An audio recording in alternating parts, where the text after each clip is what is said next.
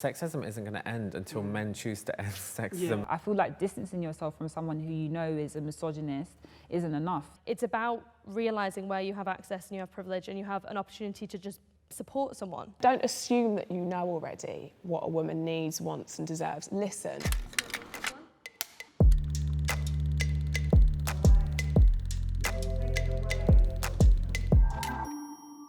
Introducing Ben Hurst, my friend. You are the head of facilitation at Beyond Quality. I am. You're an ally to me as my friend. Give me the space to mess up, give me the space to talk about how hard this work is and how I find it. And I think that allows me to do the work better and be honest about it. Introducing Lancey Foux, aka Lance to me, who is a musician, artist, and someone who I feel has always been an ally, even without noticing it, which is something that I always appreciate about you. I'm here introducing my friend, Henry James Garrett, you get a full name, writer and illustrator. You give me so much hope. Like, you are on like my Pinterest board of like, this is a good guy. I just wish more guys were like you. Introducing Marvin Humes, my husband. You're my ally because you support me, you empower me, you really help me snap out of my imposter syndrome. What was your first experience of misogyny? When I was younger and I had my next door neighbour, I used to just hear like rumbling, fighting, screaming, arguments. And then one day, a woman just knocked on the front door. My mum answered, she let her in. And she was crying, tears, and she explained to my mum what's going on. And it's not my personal experience, but I'm experiencing this through this woman's pain. And I quickly understood what was going on and like where it was. If we had to talk about misogyny, what is it that we're talking about when we're talking about that? I think a lot about the difference between sexism and misogyny, because I think we interchange those quite a lot. Yeah. And I feel almost as if sexism is like the ideology that like women are A, B, C. But I feel like misogyny is the thing that enforces that sexism. Misogyny, as I understand it, is hatred towards women and femininity. That can be like the active misogyny of like violence and abuse and harassment, or it can be the passive misogyny that men exhibit of and being fine with violence being perpetrated towards women and girls and femme-presenting people. I always think of, have you seen The Office? Yes. The UK one, not the Yeah. American one, Yeah, the yeah, real yeah. one, Yeah. okay. I always think of like that scene where David Brent's like, how can I hate women? My mother's one. And to me, that's what underpins misogyny, right? Is like that attitude of hatred towards women. And I think most people don't walk around thinking, I hate women. No. And then therefore most people think, well, I'm not a misogynist because I don't hate women. Because I don't actively think it Right. consciously every day. But yeah. I think it's the nuance, or like the little thing that underpins all of the things that we do. I feel like modelling taught me what misogyny was, funnily enough, because people see the modelling industry as a place where you can be free and really expressive. The way that sometimes they would talk to women, talk to the young girls, just telling us that, you know, we're not worth anything if we don't basically bend to their will, or for a male photographer will say like, you're nothing without me, like you know my name's powerful in this industry, like I can end your career. I was in the girl band and you were in the boy band. You know, 4 males were together and 5 females were together, but for the females it was very, very visual.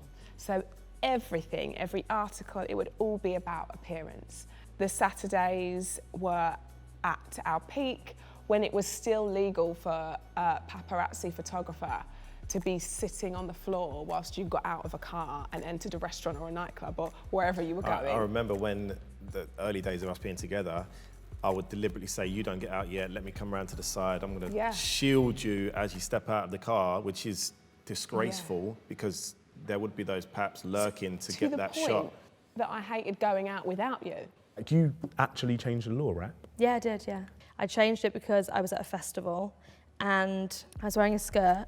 I hadn't seen my sister in like a year and these guys kept hitting on me and my sister and I said like 5, 6 times like, oh no, I'm good mate, I'm with my sister and I haven't seen her in ages, so I'm good. And then one of them was standing in front and I looked around and he was like looking at a photo of my crotch on his phone. And I grabbed the phone and like I ran to the security and the police. Yo, that is wild in and of itself. And I got through all the people and I handed the phone to the police and they were like, oh, there's not much we can do. If you chose not to wear knickers, we'd be able to do something because it would be a graphic image, but you did, so we can't. Oh, my fault, sorry. Yeah, Next time I won't always wear my knickers. clothes, isn't it? And then I went home and then I like researched into it and found out that it wasn't a sexual offence, upskirting wasn't a sexual offence, but it had been in Scotland for 10 years. And I did this whole campaign. The mindset even if it is passive and it's not an action, it breeds a culture Yeah. that enables those actions to Absolutely. happen, you know? I'm a white cis-het woman, so that threat is multiplied depending on how many intersecting systems of oppression you're sitting under. Yeah. So like friends of mine, like, Monroe Bergdorf is a black woman. She also happens to be trans, and she experiences so much stuff that I never even... Right. So it's like, you think it's bad, and then you see that it gets worse and worse for other people. Imagine like being an ethnic minority woman, that we've got, everything's kind of against us.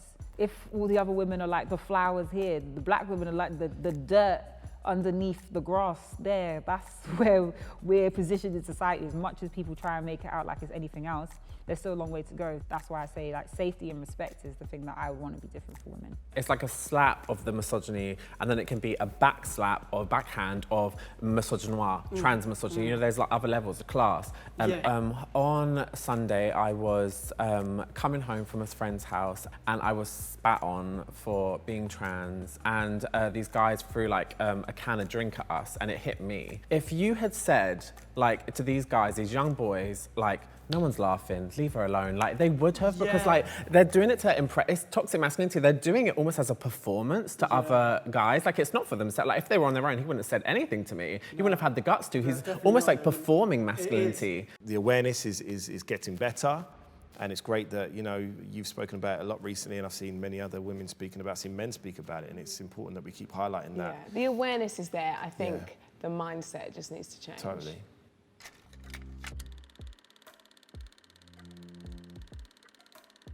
Men are like this, women are like this, and if you're not those things, you failed at being a man or failed at being a woman, which like doesn't account for the whole range of people in between those two things on that spectrum or beyond that. Who are going to those exist things, anyway, right? but are just going to live under this difficulty. You just pretend that they fit into, and then for all of us who maybe do feel like we fit into those things, there's also this big performance to like keep up with those ideas. And I know for men, those are things like being strong, being dominant, being in control, making decisions, not asking for help.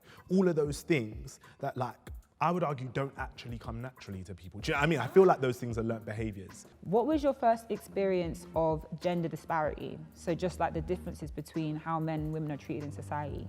In African culture, the woman does everything for the man. So my dad would come back from work, get comfortable, sit down, and my mum would go make some food. She'll fill up the bowl of water, bring it right to where he's sitting so he can wash his hands.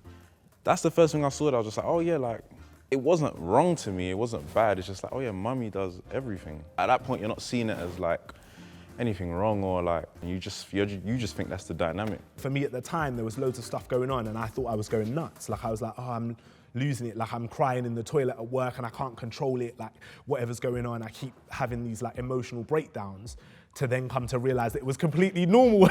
We just don't talk about it as men, do you know what I mean? We just kind of hide that stuff away from everyone. So I guess that was my real like moment of transition.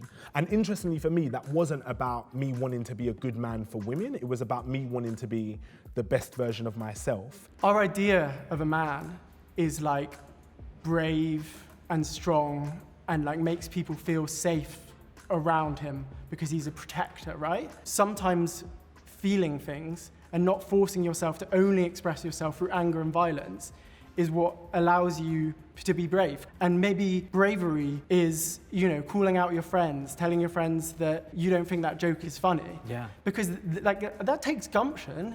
I've got a slightly different approach when raising two young women than I perhaps would when raising a young man. You know, we are going to set those foundations in the right way. However, when he's out of our front door and he might be hanging out with friends or, you know, colleagues, don't assume that you know already what a woman needs, wants and deserves. Listen. How do you think we move away from gender stereotypes when we're raising our kids? I think that's exactly it. We haven't really got those stereotypes. We never put any limitations on our children, and you know, you never should.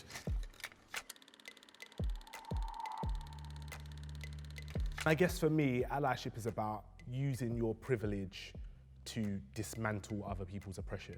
You don't have to be like an activist or like have done, you know, read every bell hooks book under the sun to be an ally. Like, it's about realizing where you have access and you have privilege and you have an opportunity to just support someone. This may surprise you, but I wasn't great. And I think it's useful for guys to be reminded that is true of almost any guy who's trying, that probably there's a time in his past that he's not proud of, right? Because we're mostly raised to be sexist. So we're set up, and then it is a process of unlearning at a certain point. I know for me as a man doing this work, people in the outside world look at me and herald me as some kind of like feminist. Yeah, we talk They're about like, this a wow, lot. You're so great. And then I go home and I like hate cooking, like I refuse to cook, or like I expect my partner to like wash my clothes or just do dumb stuff that again are like really learnt behaviours based on the ways that I was raised. I think that's where the work really happens, that's where it really starts. Something is important about disrupting those things on an individual level. I'm motivated by the fact that like you can have that realisation, you can have a moment that makes you go, oh wait, this is actually awful, and it's only men who can do anything about it, ultimately. It's going to be uncomfortable initially. And like, if the barrier to you wanting to get involved in ending violence against women and girls and people of marginalised genders is this barrier of like, oh, but it might be a bit awkward. And do you see what I mean? It's your sister or your mum shouldn't have to be like assaulted for you to care, you know? It should be enough that this is happening, and it should be worth discomfort. As a man, is ignoring or distancing yourself from someone who you know is doing wrong, is that enough? I feel like distancing yourself from someone who you know is a misogynist isn't enough, when you could have really stood up to that guy and said, what you're doing is wrong, how you move is wrong, how you treat women is wrong. How would you say that men can be better allies to women? Sexism isn't going to end until men choose to end sexism, because like we can do all the work, start all the campaigns, do all these videos, but like it's not going to stop until men choose to stop. So I think it's really important to be having that conversation about like the nuance of like it's not just like black and white, you like can change, it's a conscious decision. Because men aren't like biologically ingrained to be awful, if the cause of their violence is social, then the solution must be social, right? What is equality? What is true equality? It's not a t-shirt, it's not a slogan or a catchphrase. True equality is giving everybody the opportunity to shine and giving everyone equal opportunity to do well. I know we've said it a lot, but I think listening is so key. I think really be there to nurture like you would do someone that you saw yourself in. So you might do that with a young guy that you think, oh, he's great, he's going to be amazing at this role. I'm going to nurture him to perhaps make him like me one day and he can head up this firm. Do that to a woman, you know? That's the kind of allyship we need to see.